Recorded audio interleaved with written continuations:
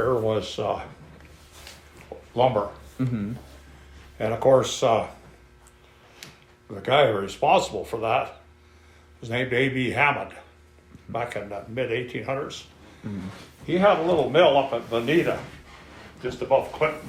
Mm-hmm. And the Northern Pacific Railroad was just coming through, and there was a glut for wood products, railroad ties, building materials for depots and houses for employees.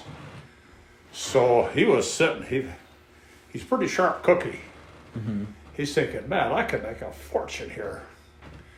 Got all these trees around here, and I'm going to cut them down, make boards out of them, and I'm going to be one rich cookie. Well, from Bonita, he moved down here to Bonner, and he got his brother to put in a dam out here to raise the river, because that's the way you transported the logs. If you drive up here, just around the corner, it's embarrassing to see how many logs was wasted. Yeah. So anyway, in 1886 is when he cut his first board. But his ambition was so great that he started cutting on ground that didn't belong to him. Mm. And he got in trouble with the Department of the Interior. And they come down on him, but he was kind of a shifty old bugger. He'd dodge here, dodge there. And to do that, he changed the name of the mill. Blackfoot Mining and Milling. Big Blackfoot Milling and Mining Company, you know, kept reorganizing. Finally, the government shut him down. So then we come along to Mr. Marcus Daly. But before I go too far, I had some pictures here. I used to write for a newsletter. So this is all my research material. And there's a picture of his mill when it sat up by Clinton. That's the Bonner Mill in its infancy. And then eventually he came down here. And if you look close at this, look at Woody Mountain over here. The one thing that remains is a big kind of circular cliff. So you can still see that today. Other than that, this mill grew. I retired in 2005. At that time, just for the sawmill, we were using 96 logging truck loads of logs a day. Wow. So, worse, we cut it down, it can't grow back that fast. Yeah. So what's our option? We're shutting down. Stimson Lumber Company come in, they tried to make it. They went 10 years longer than what they expected, but eventually they had to give it up. Yeah. Plywood was a big thing for building, but we cut all our big trees down. So you can't make plywood out of a log like Yeah, that. not wide enough. So the Canadians, they were making particle board, chipboard, just clobbered us. So we had no choice but to shut down. So that's just a rough overview of what happened here. Now, can I, let's see. I'd like to talk about, this is just my own thing here. Yeah. I would like to talk about the various ethnic groups that made Bonner work. Yeah. We It worked heard a little great. bit. In I'll Bonner, ask you a question. No, So we had just heard a little bit about Finnish people coming Finnish in here. people? Okay. Oh, how it's called Fintown? Yeah. Yeah. I just heard a little bit. Yeah. Well, Bonner was a collection of all of them. They built all these houses here because this was a steam was the primary power source. So we needed people close at hand. When something broke down, they could make a beeline to the mill and get it up and running again. So it took Finlanders, Swedes, Norwegians. I come along, I was a hooligan.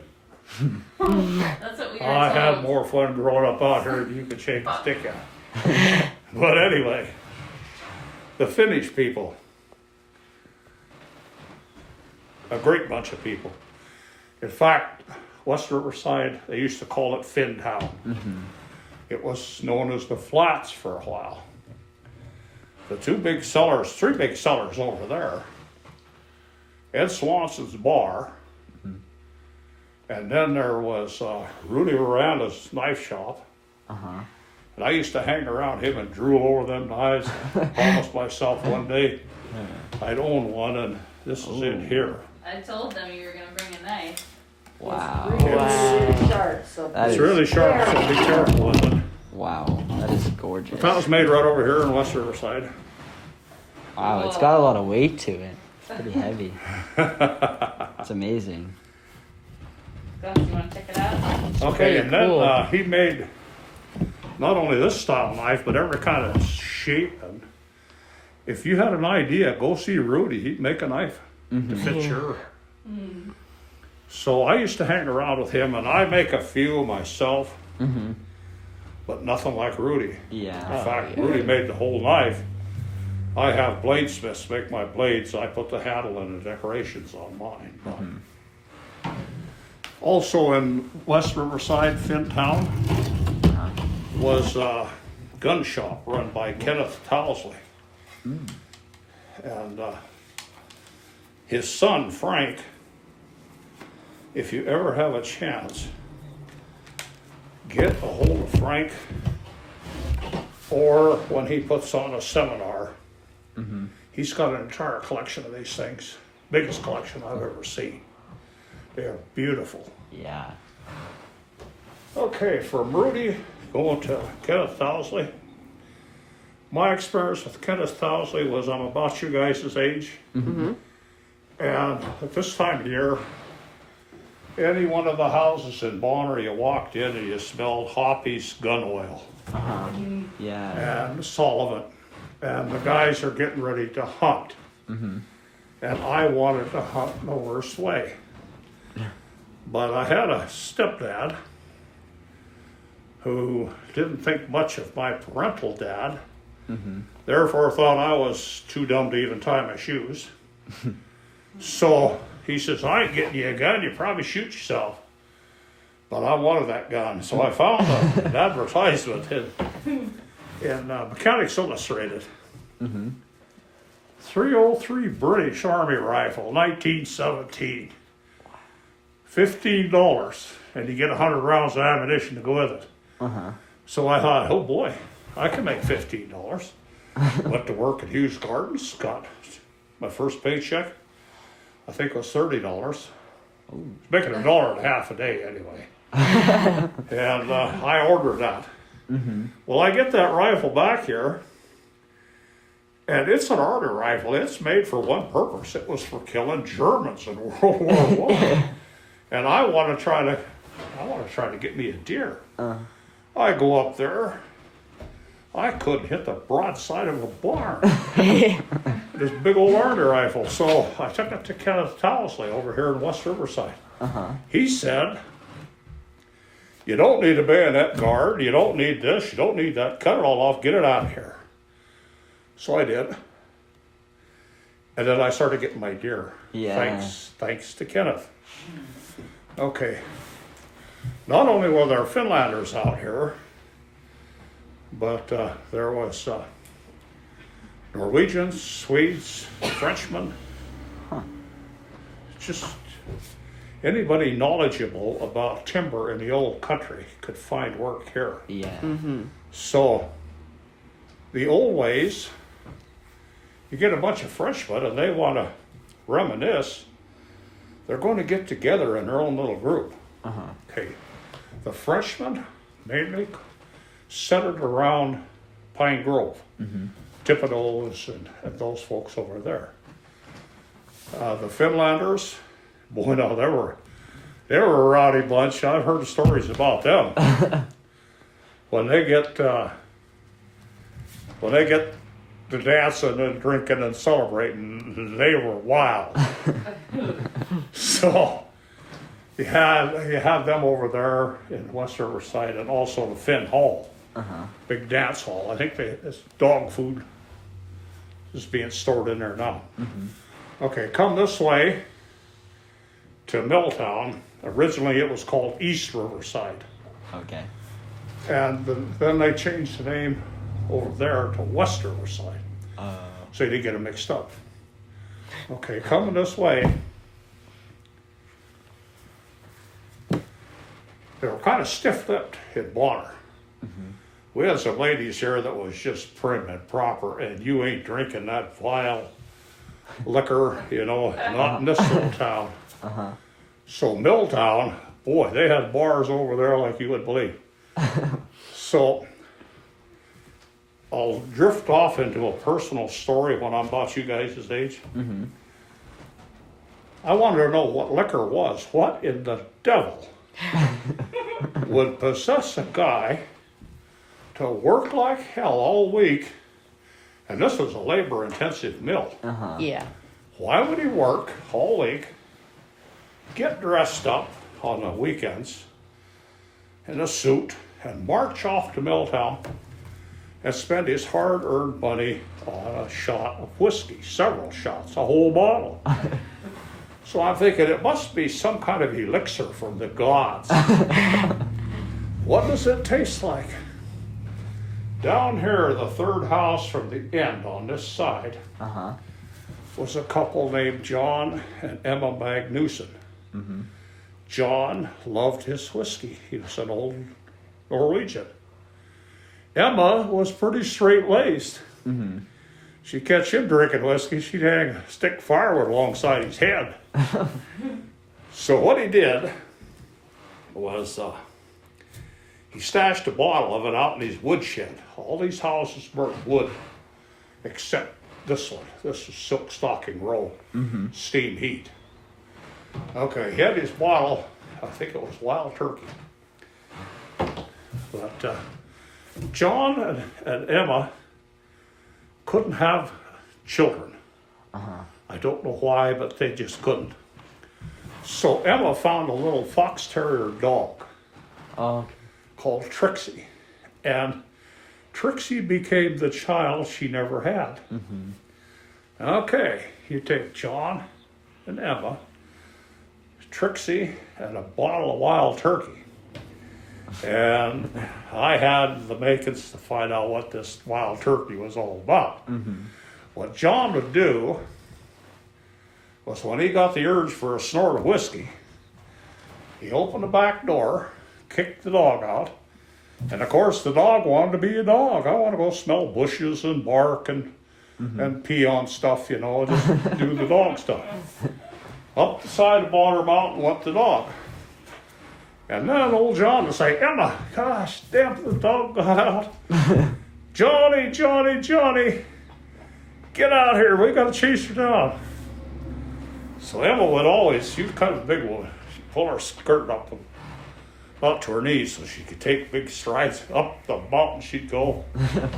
Johnny'd head out the back door, stop in the woodshed, get the Wild Turkey, take a good bill of Wild Turkey, put it back, and they go get the dog. And I watched this a couple times, and I thought, well, if I time it right, I'll get in there and I'll get my Wild Turkey.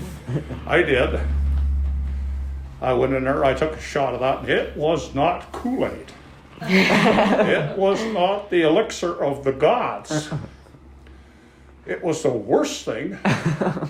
The next thing I remember, laying flat on my back on the floor in that woodshed. Tears running down my face. And I got to get out of here. They're going to catch me. So I get out of there, and I thought, and I still do to this day, I cannot tolerate a shot of whiskey. No way. How those old timers could do it was beyond me. Yeah. Anyway, that was one of many shenanigans that we pulled out here. And, okay, Now that's enough about me for a moment. What You- else did you have on there? We were just kind of interested in where and when were you born, and like how long you've lived here, which you already kind of dipped into a little bit. But if you could Okay. tell us more about like big memories or like events that happened here. Oh, You told me Paul Bunyan's story. Oh yeah. okay. That was pretty good. There is a picture. First of all, this picture was taken of a guy named Ben McMurray. Mm-hmm. And there's a copy of that picture in the River City Grill restaurant. Oh yeah, I've been there before. It's you go in the back room and you look to the left. You'll see a picture of an old guy pushing a log up into the slip. That's Ben. Okay, Ben had a gift that I wish I had. I think I have some of it. I had 4 little granddaughters I used to call good old boys. And whenever we got together, I would tell them, "Hey, Ben, let's go out in the garage and get some tobacco. I'll show you how to chew and spit." Because Grandpa, we're girls, we're not boys. We ain't going to do that. Nope, no way. Finally, they grew up. 2 of them are now moms, and I have some fond memories of those kids growing up like that. But that kind of stuff came from Ben. Uh-huh. Now, Bonner, as I mentioned earlier, A.B. Hammond, he was out to make money. Uh-huh. If I can saw boards and make a lot of money, I can grind up some of that wheat coming up out of the bitternut, and I can make flour. So he had a flour mill out here. I didn't know at the time. So I says to Ben, he told me about flour mill. I says, "Ben, what the devil did they want to make flour in a sawmill?" Well, he says, Paul Bunyan was coming to town, and they were getting ready to serve him a breakfast because he's a huge, big guy. Uh-huh. And what they're going to do, they got the flour mill, so they're going to grind up 16 boxcar loads of flour, and they're going to haul it up to Clearwater Junction, up there where that big cow is. Yeah. Then they're going to take it over to Harper Lake and dump it in there. And then they got a bunch of people hired from Seeley Lake with boats, outboard motors, to drive round, round, round. They're going to stir all that Harper's Lake into pancake batter for Paul Bunyan. And I thought to myself, holy smokes, what kind of pancake would that look like while they cooked it? But that's kind of the way I learned about the history that was around it. It was humorous, but yet give me the incentive to say, now come on, you know, you really didn't do that. The flour mill burnt to the ground. Shortly after, the whole sawmill burnt. Oh. It went down. And the logic for having fire in Bonner was, what's the big deal? We got a whole river full of water running right by it. It ain't gonna catch fire. So they had steam pumps, steam-powered pumps. So when the mill caught fire, it got onto the roof of the powerhouse where these steam pumps are. And nobody could fire the boilers to keep the steam up to run the pumps. So they had no choice but to watch the sawmill burn. The end result of that was, Marcus Daly says, "Man, this is a money maker. I need timbers for my mines. We're going to build it back." They built it back. But he says, this time we're going to put a gravity feed water source in, which is located right back here. Oh, okay. So they would pump river water, and then all through the town there would be signs by each garden hose: "Do not drink river water." Oh, because it's coming back down. So they pump it up there. It was about the height at the top of these buildings. Gravity force brought it down, and boy, did it have pressure. Holy smokes. And we never had problem with fire. We did have, I guess you could call it a problem. A run from that, you got it now that the place burnt down due to fire. Okay, let's go back to my hooligan years. I wasn't directly involved in this, but it was funny. So I'm going to tell you.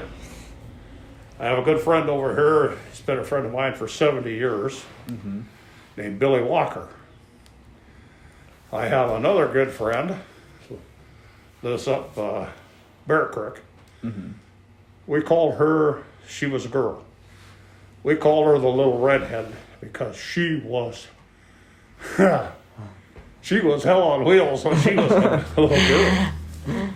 So anything we could do, she was right there. She could do it with us. So anyway, going back to this water cistern back here, it had a little bit of overflow, which run down into a pond, and we called it the frog pond. And surely one day, we all got together and kind of reminiscent old times. She asked Bill, she says, "You remember going to the frog pond and you guys would throw frogs at us girls?" You know, and I thought of all the who in the hell throws frogs at girls? I mean, at that age that we were, girls were a pain in the behind. Eventually, they became rather, ooh, wow, sure would like to take this one on a date. Yeah. But at the time, you know, you threw frogs at them. So some of the mischief. Now, they did ask you where you were born. I was born in Anaconda, Okay. and I could be like some of these guys in New York. How old were you when you came here? I was 8. Okay. It's 1950. Okay. And your family moved And I here? mentioned that my dad and mother had separated. Okay. So that's why, for me to learn life was on my own, and I had a great time doing it.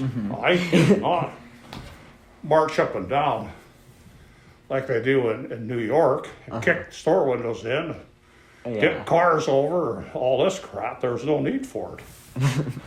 So I learned a lot of the lessons by my own curiosity. During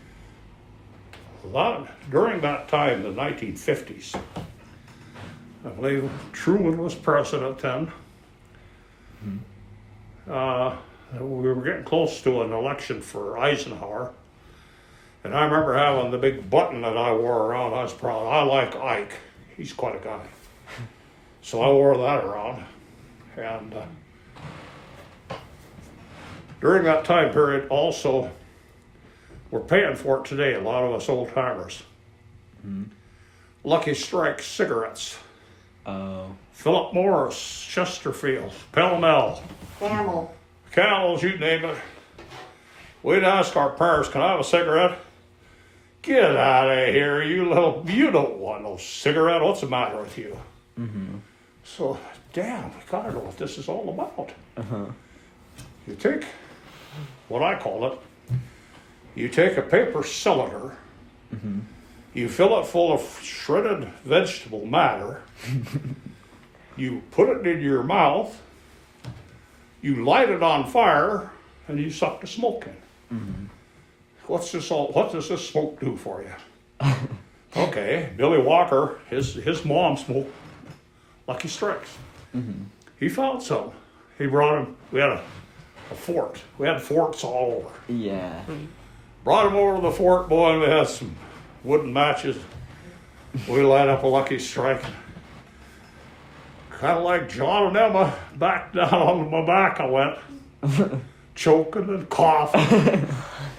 But eventually, because boys will be boys, they say, if you can't take a puff of that, you ain't no man at all. Yeah, well, watch this. Take a big puff. choke. Get through it, and finally, we got to where we could do it without choking.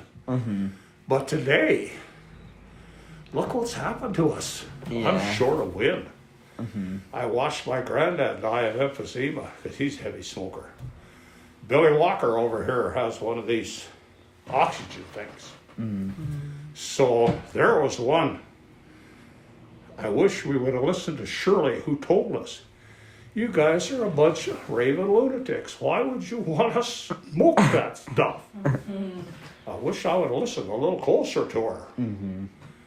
So that was the end of the forts. During that time period, I'll get back to some realistic stuff. Most of the logs originally were floated in the river. Then Marcus Daly says he got a hold of a bunch of people from Maine, areas where they did a lot of logging and sawmill work. What's the best way to transport a log out of the hills down to the river where we can float it in? And they said gear-driven, steam-powered locomotives. And that was the thing. They sent off to Lima, Ohio, and they ordered 2 of them. And the Northern Pacific Railroad drug them out here into our machine shop, and they tore them all down, right down to the boiler, the wheels, and they put them on sleds, wagons, and they drug them up to Blackfoot. There was no highway. So they drug them up there to Potomac and reassembled them. They had them up there then. So now we're coming into I guess the modern era, where we have locomotives. When I moved to this town, the locomotive was number 1246. It was a steam-powered Class C. I think I've got a picture here someplace. Yeah. Right here. Oh yeah. That was the locomotive that drug the logs down to Blackfoot. Then the logging trucks come in. So we're due for another change. Yeah. So now we don't need this big old guy here, because it was huge. You put a penny on a railroad track and let him run over it, my God, you had a penny this big around. Yeah. So from that point, logging trucks are taking a hell of a whack out of us. So the Milwaukee brought out this locomotive here, diesel. 1688 was the number on this, and this was the last one that run up and down the Blackfoot. After that, they shut her down. Okay. Tell them where it's at now. Yeah. Is that the one? Well, Told me. the locomotives that Marcus Daly wanted looked like this one. And I have a video, by the way, we'll give you that video about Timberjack. You'll actually see that old yeah. locomotive running Oh yeah. in that video. Okay. The guy that bought this was W.A. Clark. He owned the Western Lumber Company, what sits where the Travel Plaza is today. He bought it, and he really didn't need anything that big, so he leased it out a couple times to different smaller companies. And then finally his family says, we don't want sawmills, get rid of it. So it went up for sale, and the Anaconda Company over here bought it. And it sat right over here in a little park. And here's a hooligan story that's the next generation following me. We taught them well. We had a security guard at the at the main gate over here who thought he was Barney Fife. You know, that kind of mentality. So it was fun to torment that guy. So these kids that come in after me would smoke him up. They call him Herkimer Snirk. Hey, Herc, you bet you can't catch us. Besides that, you look funny, and your mother also dresses you funny. Out the door he come. Them kids would run over to this. It was on display. It's a tourist attraction. They'd open the firebox and they'd hide the firebox. Pull the door shut. And old Herc, he'd be running around there with his flashlight threatening, boy, I got a hold of you little buggers. You're going to wish you'd never born. And they're in there snickering and laughing inside the firebox. Then we kept that locomotive there until we rebuilt the sawmill. The last time. This is 1988. They found asbestos in the boiler. So we can't have asbestos. It's terrible stuff. You got to get rid of that. So guess we'll have to scrap it. Fort Missoula says, no, we ain't scrapping it. Drag it out here. If that wasn't the damnedest thing to drag that locomotive, they sectioned it right here. They took the back off and the engine off. Then they got a guy out here with one of these heavy hauler trucks. And after they pulled all the asbestos out, they lifted that thing up on this heavy hauler truck. Okay, it's heading west. So, ain't no way you're going to get that off the freeway. Under the Orange Street underpass or Van Buren. So what they had to do was go clear out to the Y.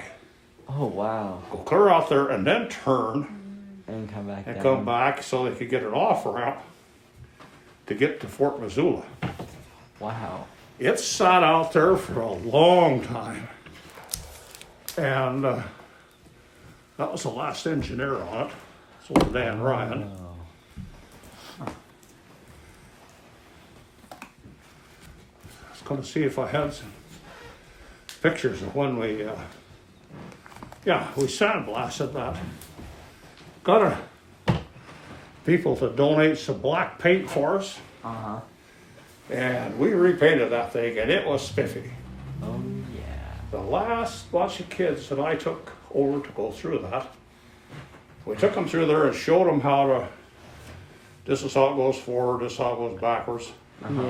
Explained all you could to a kid, you know, a young kid. And then when they decided they had learned how to drive an old Shea type locomotive, they got to ring the bell. So guess who was standing outside of the cab next to the bell? And when that kids was done, my head for I think 3 days was still going clang, clang, clang, clang. Today, now that old locomotive is going to live again. Today, there's a guy from the Pennsylvania Railroad back east who retired. Have you got his name there? No, we just had that. The Pennsylvania Railroad is somehow involved with the train car. He looked at that thing and he says, you know, as badly rusted as it was, he said, I think I can get that to run. So he went around to Denny, Washington and all this people he could get a lot of money from, and he got enough money to build a big shed so they could pull it in there and start working on it. They tore down the drive cylinders on that thing.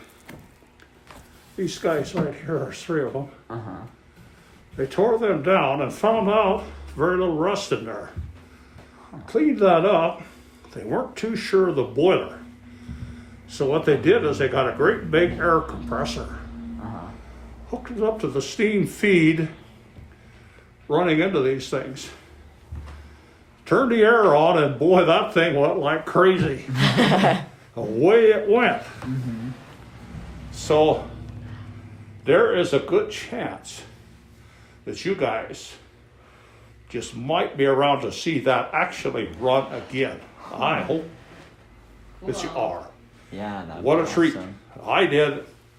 And I'll give you this Timberjack movie. You'll see it running in there. But when they're done with it, it's going to be like brand new. Uh-huh. It'll be a sight to see. Okay. We can go see it, right? At 4th Yeah. of July? Yeah, you could actually go out there. I think they have a day. They fire up an old steam-powered sawmill. They got a steam tractor out there. They'll fire that up, and they just have a great time out there. Yeah. But I think now it's going to be better because we got the old locomotive here. Okay. Cool. So much for locomotives. Forts, whiskey, Frogs. long cigarettes. Paul Bunyan. What else? Is there anything else on your sheet, guys? Oh, we had the fire of 1919. That was the one Yeah, where that's Yeah. from Millburn. mill burned down. Yeah. Yep. I think that's about it.